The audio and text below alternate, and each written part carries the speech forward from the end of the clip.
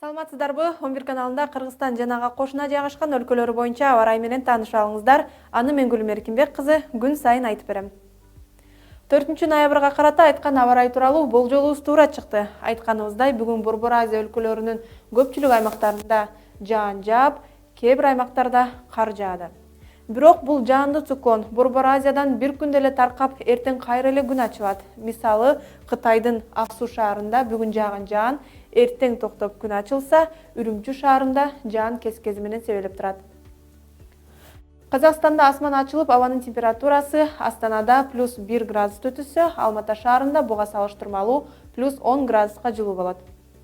Өзбекстанда да жаан-чачын токтоп, күндүн бети көрүнө баштайт, абанын температурасы болсо орто ченемден жогору болмокчу.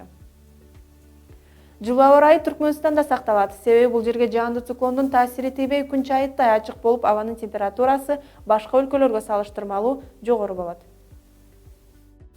Тажикстанда да жаан-чачын күтүлбөйт, асмандагы булуттар толугу менен таркап, күн жылмайып кубандырышы мүмкүн. Кыргызстанда 5-ноябрда түнкүсүн Чүй, Жалал-Абад, Ысык көл, Нарын областарынын кээ бир тоолуу райондорунда кар жаайт. Калган аймактарда жаан-чачын күтүлбөйт, күндүз асман ачык болот, тоолуу аймактардын автожолдорунда жолдор тайгак болушу күтүлүүдө.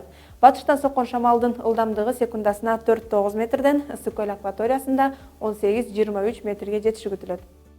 Аба ырайы тууралуу кабарыбыз ушундай болду. Кайрадан 11 каналынан көрүшкөнчө.